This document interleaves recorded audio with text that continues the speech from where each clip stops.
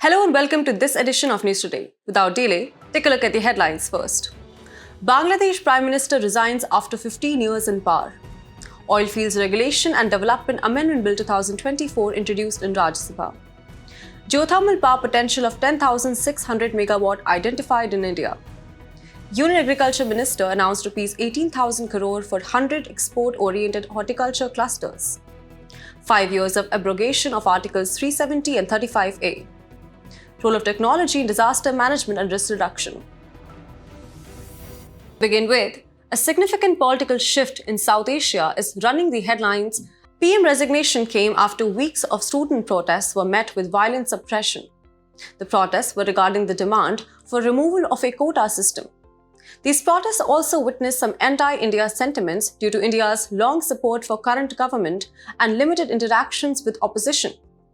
PM resignation has led to political vacuum and uncertainty in Bangladesh. What is of interest is the possible impact of this uncertainty on India-Bangladesh relations. Current instability may impact existing rail, road and transshipment and other infrastructure projects. It can lead to further delay to pending free trade agreement. There are concerns about a potential increase in illegal migration into India and possible repercussions on geostrategic border with Northeast India. The political vacuum also poses challenges for border management and regional security. Furthermore, with the regional security landscape already tense, this development adds to India's concerns, especially given the presence of the Taliban in Afghanistan and pro-China sentiments in Maldives. The opposition in Bangladesh, seen as pro-Pakistan and pro-China, raises the stakes even higher. This shift could impact bilateral relations with India, which considers Bangladesh an important trade partner, with bilateral trade reaching US $14.01 billion in 2023-24 fiscal year. The two nations also collaborate closely on security and border management issues, such as tackling illicit trafficking. Additionally, the two countries have worked to enhance connectivity, exemplified by the recent inauguration of the Akhora-Agartala cross-border rail link. They have also been active in regional cooperation through platforms like SAARC, BIMSTEC, and BBIN. In summary, as Bangladesh navigates this transitional phase, the implications for regional stability and bilateral relations with India will be closely watched. Next, we are exploring the new Oilfields Regulation and Development Amendment Bill 2024, which was recently introduced in the Rajya Sabha. This bill aims to make significant changes to the existing Oilfields Regulation and Development Act of 1948. Let's dive into what this means and how it could impact the oil and gas industry in India. First, a bit of history. Initially, oil fields, mines, and minerals were all regulated together under the Mines and Minerals Regulation and Development Act of 1948. However, in 1957, a separate act was established to specifically address the development and regulation of mines and minerals. Now, with the 2024 Amendment Bill, we are seeing an effort to further refine and update the regulation of oil fields. One of the key features of this amendment is the broadening of the definition of mineral oils. This updated definition includes naturally occurring hydrocarbons such as crude oil, natural gas, petroleum, condensate, coal bed methane, oil shale, and shale gas. This change is aimed at ensuring that all forms of mineral oils are comprehensively regulated. The bill also introduces the concept of a petroleum lease. This term refers to lease granted for activities like prospecting, exploration, development, production, making merchantable, carrying away, or disposing of mineral oils. This concept aims to streamline the processes involved in the oil and gas industry. Another important aspect of the bill is the delinking of petroleum operations from mining operations. This separation is designed to allow for more focused and efficient regulation of each sector. Additionally, the bill emphasizes providing effective dispute resolution and decriminalizing certain provisions of the Act, which could lead to more business-friendly environment. Now let's talk about the significance of this amendment. One of the main goals is to ensure energy access, security, and affordability for the country. By increasing domestic production of oil and gas, the bill aims to reduce import dependence. This move is expected to attract investment in the sector, bringing in both capital and technology, which would enhance the ease of doing business and open up new prospects for exploration. Moreover, the amendment supports the energy transition by promoting the use of next-generation cleaner fuels. This aligns with global efforts to shift towards more sustainable energy sources.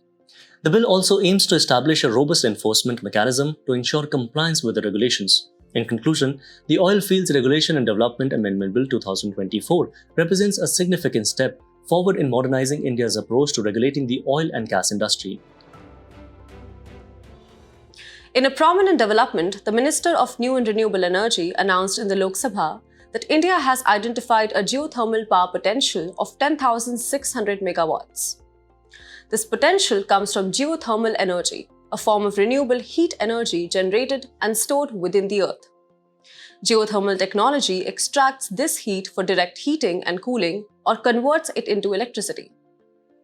This internal thermal energy originates from the radioactive decay of minerals and the continual heat loss from the Earth's formation. Geothermal energy offers several advantages. It is a clean and inexpensive renewable energy source and can operate year-round with high capacity factors. However, there are challenges associated with geothermal energy. These include potential land subsidence, high transportation costs due to the remote locations of geothermal plants, and the possible release of toxic chemicals like mercury, arsenic, boron, and antimony. Additionally, the technology often faces higher capital costs and techno-economic viability issues, particularly due to its remote nature. To address these challenges and promote geothermal energy, India has undertaken several initiatives. First and foremost, we have the Renewable Energy Research and Technology Development Program, or RERTT. Also, MNRE offers 100% financial support to government and non-profit research organizations and up to 70% support to industry and startups. Additionally, India participates in the Renewable Energy Technology Action Platform under the US-India Strategic Clean Energy Partnership and has launched the Mission on Advanced and High-Impact Research to further drive innovation in this field. In summary, the identification of significant geothermal potential marks a promising step towards India's renewable energy future.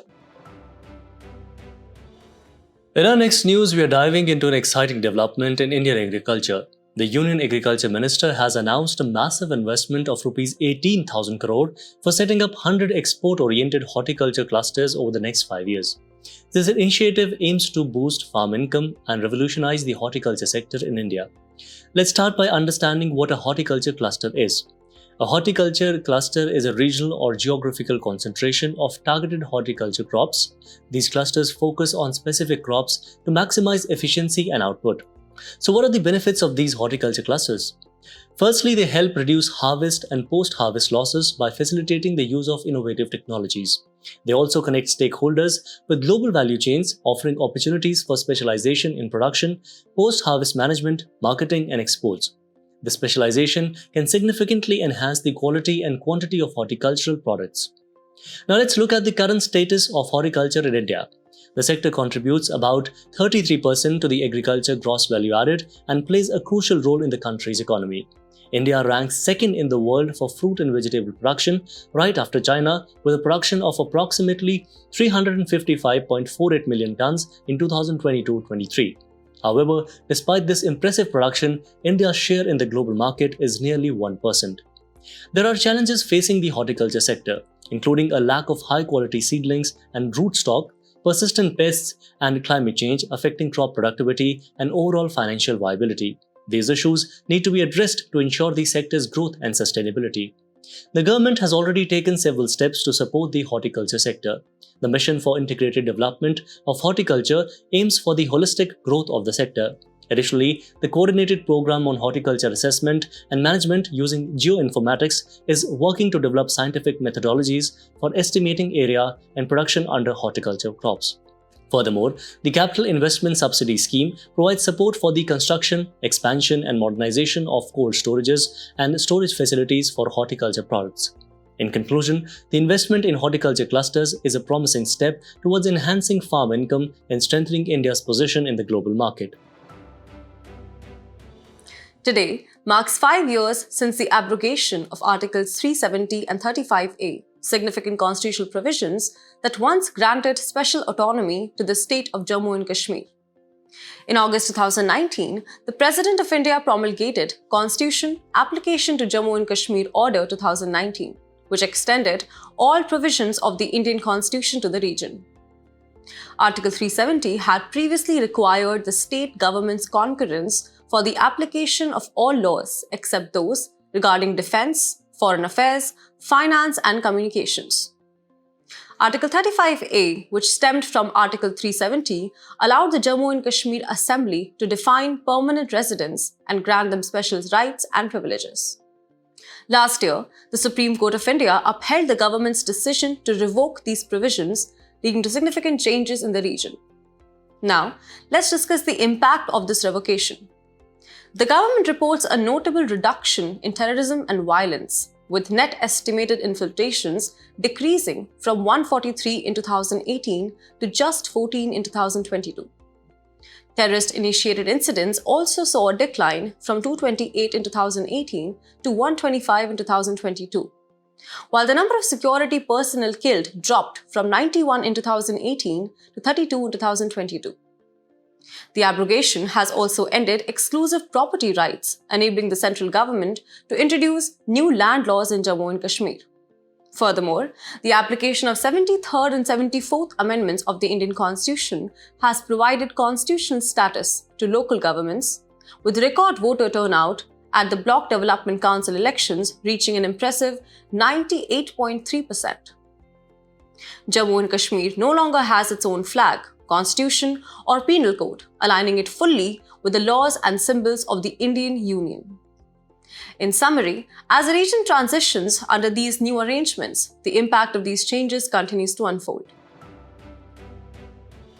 Ahead, we are diving into the fascinating topic of how technology plays a crucial role in disaster management and risk reduction.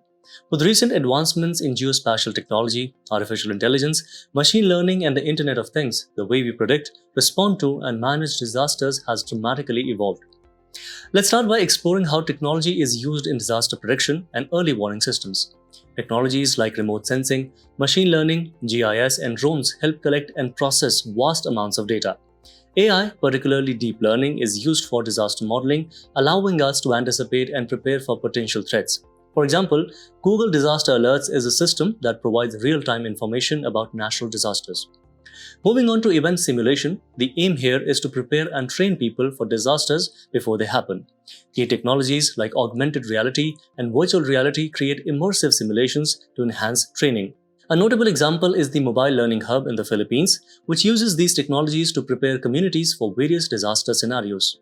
When it comes to disaster detection, social media platforms have become an invaluable source of information and communication during emergencies. Earthquake detection through Twitter, for instance, allows for rapid dissemination of information to the public.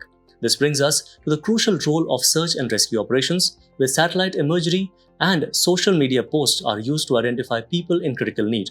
Drones are employed to deliver medical supplies and aid, ensuring timely assistance. Emergency communication is another area where technology shines. AI-powered chatbots can manage and communicate with the public effectively during disasters. During the COVID-19 pandemic, chatbots launched by the World Health Organization helped provide crucial information to people worldwide. However, using technology in disaster management is not without its challenges. The digital divide, biased AI, high implementation costs, and security breaches pose significant hurdles. To address these issues, several steps have been taken. For instance, the Indian Space Research Organization forecasts natural disasters, including a flood early warning system in Assam. The INSAT 3D satellite aids search and rescue needs, while the Gemini device, developed by INCOIS, provides disaster warnings to fishermen at sea. Odisha State Disaster Mitigation Authority's Satark web-based platform is another example of innovative technology in action. Moreover, the Connecting Business Initiative is a joint effort by UNDP and the United Nations Office for the Coordination of Humanitarian Affairs to enhance disaster response through technology. In conclusion, technology is revolutionizing disaster management and risk reduction, making it more efficient and effective. Today's personality in the news is Sidhu Murmu. Recently, Sidhu Murmu and his brother Kanu Murmu were remembered on their death anniversary. He along with Kanu Murmu were Santhal leaders.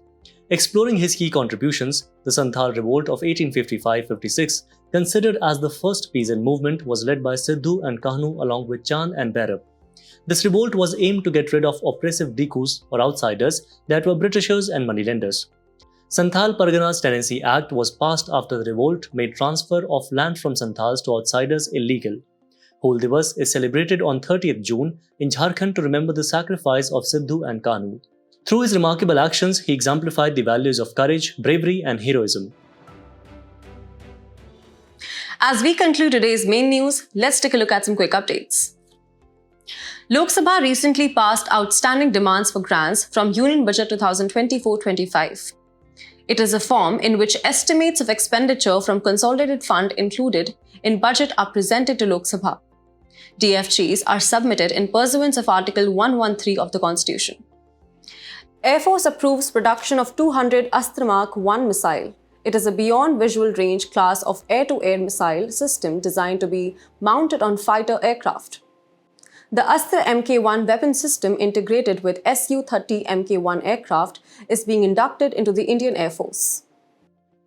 The Finance Minister held that the non-performing assets associated with Mudra loans have come down to 3.4% in 2023-24 from 4.77% in 2020-21.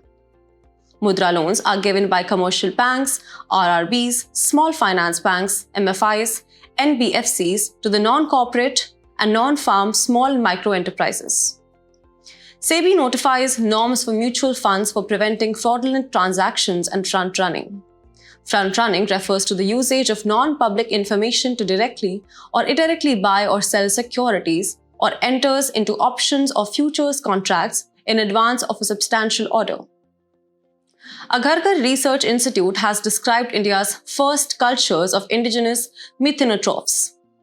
Name, methane-eating cucumbers has been given to this novel genus. These bacteria oxidize methane and build up their biomass. CSIR develops durable batteries for energy solutions in remote sub-zero conditions. Zinc air batteries are a type of metal air battery that consists of a zinc-negative electrode and an air-positive electrode. Centre's Parivesh portal crosses 50,000 clearances milestone.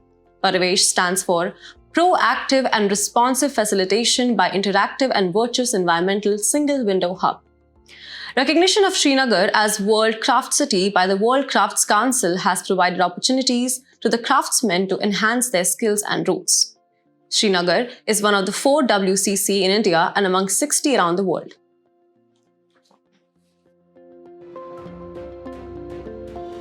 Before we sign off, let's challenge your understanding in today's installment of Test Your Knowledge.